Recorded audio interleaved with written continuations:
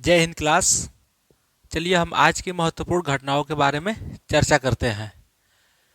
देश आज यानी 30 जनवरी को राष्ट्रपिता महात्मा गांधी को उनकी 76वीं पुण्यतिथि पर श्रद्धांजलि अर्पित कर रहा है। इस दिन को शहीद दिवस के रूप में भी मनाया जाता है। 30 जनवरी 1948 को उनकी हत्या कर दी गई थी।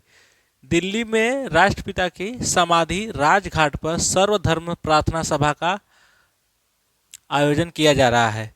क्योंकि देखिए 30 जनवरी को महात्मा गांधी की हत्या कर दी गई थी, 30 जनवरी 1948 को।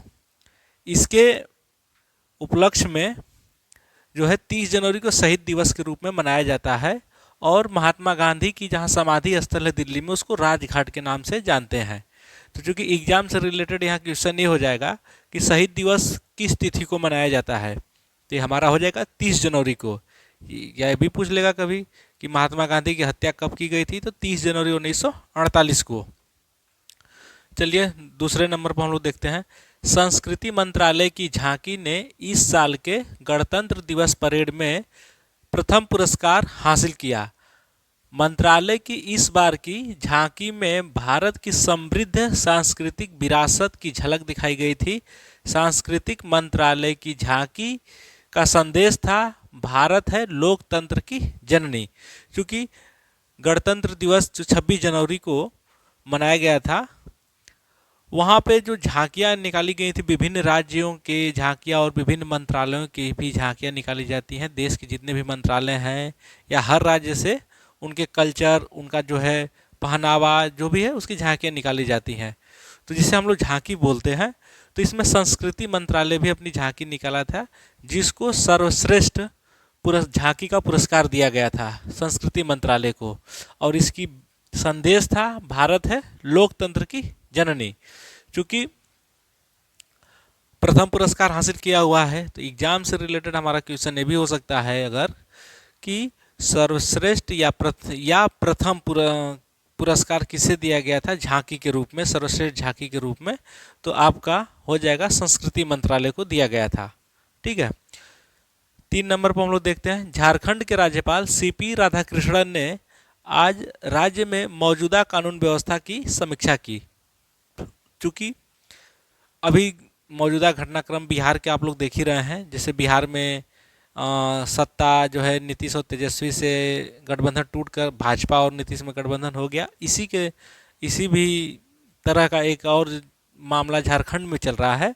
तो झारखंड के जो मुख्यमंत्री हैं सोरेन जी, अब उन पर जो है जांच सारी चल रही है किसी घोटाले के मैटर को लेकर। तो चूंकि वहाँ पर जो है उन्होंने अपनी पत्नी को मुख्यमंत्री घोषित कर जो है गायब हो गए हैं, और जिसके मद्देनज़र जब मुख्यमंत्री कार्य नहीं करता है या नहीं कर पाता, तो राज्यपाल जो है अपना राज्य की शासन व्यवस्था देखते हैं। तो उसी के मद्देनज़र झारखंड के राज्यपाल सीपी राधाकृष्णन ने राज्य के गृह सचिव, मुख्य सचिव और पुलिस महानिदेशक, अन्य प्रशासनिक अधिकारियों को बुलाकर समीक्षा बैठक किए हैं। तो चूँकि हम लोग से देखिए एग्जाम से रिलेटेड मैटर खोजना है, क्या हो रहा है, किसकी सरकार बन रही है, उससे नहीं मतलब है। देखिए अगर यहाँ पर अगर पूछ ले एग्जाम में कि झारखंड के राज्यपाल कौन है, तो आपको यह ध्यान होना चाहिए कि झारखंड राज्य इसमें चर्चा में आया हुआ है। तो चूंकि सीपी राधाकृष्णन, जहाँ पे देखिए ऐसे ही नहीं एग्जाम में पूछता है कि 28 राज्य हैं और 8 केंद्र शासित प्रदेश हैं, ऐसे ही नहीं पूछता है कि इस राज्य के राज्यपाल कौन है या इस राज्य के मुख्यमंत्री कौन है। कोई ना कोई घटना होती है जिसके वजह से वहाँ के राज्यपाल का नाम पूछ लेता है या जिसके कारण वो चर्चा में रहे हों। तो इस समय राज्यपाल जो है सीपी राधाकृष्णन चर्चा में है और झारखंड की मौजूदा जो है शासन व्यवस्था को लेकर। ठीक है। तो चलिए 4 नंबर हम लोग देखते हैं। राष्ट्रीय मानवाधिकार आयोग तेलंगाना सरकार को नोटिस जारी किया है। रंगारेड्डी जिले में महिला पुलिस अधिकारियों द्वारा एक छात्रा को घसीट कर ले जाने के मामले में जवाब मांगा है। राष्ट्रीय मानवाधिकार आयोग की स्थापना मानवाधिकार संरक्षण अधिनियम 1993 के प्रावधानों के तहत 12 अक्टूबर 1993 को की गई थी। चूँकि देखिए यहाँ पर राष्ट्रीय मानवाधिकार आयोग का जो है चर्चा हुआ है, चर्चा में आया है, तो इसमें क्या, तेलंगाना सरकार में जो है कुछ महिला पुलिस अधिकारी थी जो एक छात्रा को घसीटते हुए लेकर जा रही हैं, जिसको लेकर बहुत बड़ा बवाल हुआ है। तो मानवाधिकार आयोग क्या होता है, वो मानवों के अधिकारों की जो रक्षा करने के लिए बनाया गया है आयोग जो है। जैसे भेदभाव न हो या फिर आपके साथ अमानवीय व्यवहार हो, तो इसके लिए ये अपना कार्य करता है। ये जो है एक संस्था है भारत सरकार द्वारा ही बनाया हुआ। तो देखिए 12 अक्टूबर 1993 को इसकी स्थापना की गई थी। तो मानवाधिकार संरक्षण अधिनियम 1993। तो चूंकि देखिए हम लोग यहाँ पर चर्चा करेंगे, राष्ट्रीय मानवाधिकार की बात आई है तो क्यों, तो अब इसका हम लोग देख लेंगे कि राष्ट्रीय मानवाधिकार संरक्षण अधिनियम पूछ लेता है कि ये कौन सा 1993 कौन, तो ये अपना अधिनियम पूछेगा तो 1993 के प्रावधानों के तहत 12 अक्टूबर 1993 को इसकी स्थापना की गई थी। चूंकि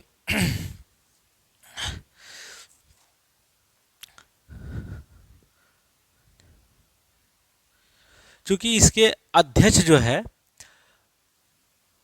जब यहाँ पर आई है राष्ट्रीय मानवाधिकार आयोग की, तो इसके अध्यक्ष के बारे में अगर आपसे पूछेगा तो इसके अध्यक्ष जो है न्यायमूर्ति अरुण कुमार मिश्रा है। ठीक है, तो हम लोग, और इसी से पहले अपने देश में इसके स्थापना से पहले 1948 में जो है संयुक्त राष्ट्र महासभा ने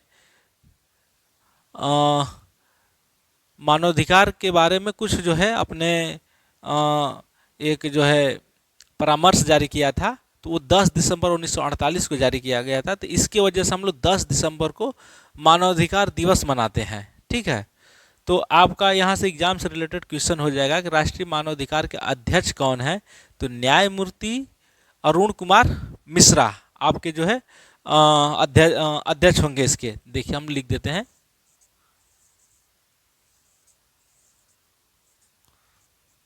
अध्यक्ष जो है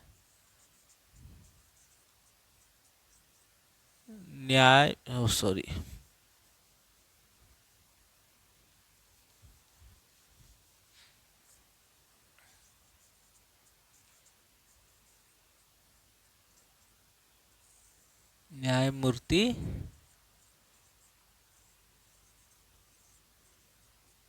अरुण कुमार मिश्रा जो अध्यक्ष हैं इसके, न्यायमूर्ति अरुण कुमार मिश्रा। क्योंकि एग्जाम से रिलेटेड हमको क्वेश्चन यहाँ से चाहिए। तो राष्ट्रीय मानवाधिकार का गठन जो है भारत में कब किया गया था, तो 12 अक्टूबर 1993 को किया गया था। तो इसके वर्तमान अध्यक्ष कौन है, तो न्यायमूर्ति अरुण कुमार मिश्रा। ठीक है, और इसका जो है राष्ट्रीय मानवाधिकार दिवस कब मनाया जाता है, तो 10 दिसंबर को। 5 नंबर पर है, विदेश मंत्री एस जयशंकर ने बताया कि भारतीय नौसेना लाल सागर क्षेत्र में 10 पोत तैनात किए हैं। आईएनएस विशाखापट्टनम हाल ही में एक अन्य मालवाहक पोत में लगी आग बुझाई और चालक दल के सदस्यों को भी बचाया। भारतीय नौसेना ने पाकिस्तानी और ईरानी मछुआरों को भी बचाया। क्योंकि लाल सागर जो क्षेत्र है, अदन की खाड़ी का इलाका जो है, उसमें जो है सोमालिया देश के जो डाकू हैं वो जो है हमेशा हमला करते रहते हैं मालवाहक जहाज़ों पर, जिसमें जो है भारतीय नौसेना के जो पोत हैं वो जो है भारतीय नौसेना के पोत अपने जो है दक्षता की वजह से उनको बचाते हैं वहाँ पर। चाहे किसी भी देश के मालवाहक जहाज हो, वो भारतीय सेना उसको बचाती है। तो इससे तो जरूर ही भारतीय नौसेना का जो है एक साख वर्ल्ड स्तर पर मजबूत हुआ है। तो उसी के बारे में चर्चा जो है विदेश मंत्री एस जयशंकर ने किया हुआ है। और आईएनएस विशाखापट्टनम जो युद्ध पोत है, हाल ही में एक अन्य मालवाहक जहाज में जैसे आग लग गई थी अचानक, जिसको बुझाया भी और उसके चालक दल के सदस्यों को बचाया भी। क्योंकि पाकिस्तान और ईरान के जो है मछुआरे भी थे, उनको भी बचाया इन डाकुओं के चंगुल से। तो ये अफ्रीका का जो है पूर्वी देश है एक सोमालिया, यहाँ की जो अर्थव्यवस्था ही निर्भर रहती है लगभग ये लोग अपना जो जहाज अदन की खाड़ी से होकर क्रॉस करते हैं मालवाहक, उसको लूटते हैं। यहाँ पे बहुत ही भूखमरी की समस्या है सोमालिया देश में। ठीक है, चलिए 8 नंबर पर हम लोग चर्चा करते हैं। पर्यावरण, वन और जलवायु परिवर्तन मंत्री भूपेंद्र यादव ने आज पहली बार नई दिल्ली में राष्ट्रीय वन्य जीव बोर्ड की बैठक के दौरान पहली बार भारत में हिम तेंदुए की गणना जारी की। रिपोर्ट के मुताबिक भारत में 718 हिम तेंदुए हैं, जिनमें से सबसे अधिक लद्दाख में है, जिनकी संख्या जो है 477 है। 477 जो लद्दाख में है। इसके बाद उत्तराखंड में, हिमाचल प्रदेश में और अरुणाचल प्रदेश में, सिक्किम और जम्मू कश्मीर। चूंकि ये जो है भारत के बर्फीले जो है क्षेत्र हैं, हिम तेंदुए जो बर्फीले इलाके में पाए जाते हैं। ये जो सफ़ेद रंग के होते हैं, इनकी वह पूरे वर्ल्ड में जो है इनकी संख्या बहुत ही कम है। तो उसकी जो है एक अलग से रिपोर्ट जो है पहली बार जो है भारत में इसकी गणना किया गया है। ठीक है, तो चूंकि यहाँ से हमारा क्वेश्चन एक तैयार हो जाएगा कि वन और पर्यावरण मंत्री कौन है? भूपेंद्र यादव। चूंकि उन्होंने राष्ट्रीय वन्य जीव बोर्ड की बैठक में जो है हिम तेंदुए के बारे में पहली बार गणना की गई है अपने भारत देश में। तो चूंकि ये भी एक तरह से अपने आप में एक अच्छा क्वेश्चन है कि सबसे अधिक हिम तेंदुए किस राज्य में है। चूंकि लद्दाख अपना केंद्र शासित प्रदेश है, इसमें है। इसके बाद उत्तराखंड में है, फिर इसके तीसरे नंबर पर हिमाचल प्रदेश का आता है, चौथे पर अरुणाचल प्रदेश, पांचवें पर सिक्किम और छठे पर जम्मू कश्मीर में हिम तेंदुओं की संख्या है। चलिए 9वें नंबर पर हम लोग देखते हैं। गृह मंत्री अमित शाह ने बताया कि ग्रामीण विकास बैंकों और सहकारी समितियों की कंप्यूटरीकरण परियोजना का लक्ष्य 13 राज्यों और केंद्रशासित प्रदेशों में 1851 इकाइयों को कंप्यूटरीकृत करना और उन्हें राष्ट्रीय सॉफ्टवेयर के माध्यम से नाबार्ड के साथ जोड़ना है। क्योंकि देखिए अपने सहकारिता मंत्री या फिर गृह मंत्री जो है अमित शाह जी हैं, ठीक है। उन्होंने जो इस समय सहकारी समितियों को कंप्यूटरीकरण करने की एक योजना चला रहे हैं, जिसमें से और ऑफिशियली वर्क करने में बहुत ही आसानी हो। क्योंकि सहकारी समितियों को राष्ट्रीय सॉफ्टवेयर के माध्यम से नाबार्ड के साथ जोड़ा जा रहा है। देखिए नाबार्ड है क्या, ये जान लीजिए। National bank for agriculture and rural development. क्योंकि ग्रामीण क्षेत्रों में कृषि के क्षेत्र को बढ़ावा देने के लिए, ग्रामीण क्षेत्रों में कृषि के क्षेत्र में बढ़ावा देने के लिए एग्रीकल्चर को जो है नाबार्ड एक बैंक, अपना भारत सरकार का बैंक है जो इस क्षेत्र में अपना सहयोग करता है। क्योंकि एग्जाम से क्या होता है कि बहुत सारे क्वेश्चन ये पूछ लेता है कि नाबार्ड है क्या। एक लाइन का क्वेश्चन बन जाता है नाबार्ड है क्या, बैंक है, रक्षा क्षेत्र से है, या फिर इसी तरह से ऑप्शन आपके आ जाते हैं। जिन लोगों को नहीं पता होता, समझ में नहीं आता क्या है। क्योंकि नाबार्ड का फुल फार्म भी आप देख लीजिए फुल फार्म भी पूछ लेता है। तो NABARD नाबार्ड, इसका फुल फार्म हो जाएगा आपका national bank for agriculture and rural development. ठीक है, यहाँ से हमारा क्वेश्चन एक तैयार हो गया। इस समय नाबार्ड चर्चा में आया हुआ है कि जितनी सहकारी समितियां हैं उनको जो है नाबार्ड के साथ जोड़ा जा रहा है। ठीक है, कंप्यूटर राष्ट्रीय सॉफ्टवेयर के माध्यम से। 10वें नंबर पर है, पाकिस्तान में गोपनीय सूचना के उल्लंघन के मामले में विशेष अदालत ने पूर्व प्रधानमंत्री इमरान खान को 10 साल जेल की सजा सुनाई है। यह मामला गुप्त राजनयिक दस्तावेज से संबंधित है। क्योंकि पाकिस्तान की एक विशेष अदालत ने इमरान खान जो पूर्व प्रधानमंत्री वहाँ का रह चुका है उसको जो है सजा 10 साल की सुनाई गई है। क्योंकि इसके ऊपर आरोप है कि जो है प्रधानमंत्री रहते हुए राजनयिकों से संबंधित जो गुप्त दस्तावेज है उसको इन्होंने लीक किया था।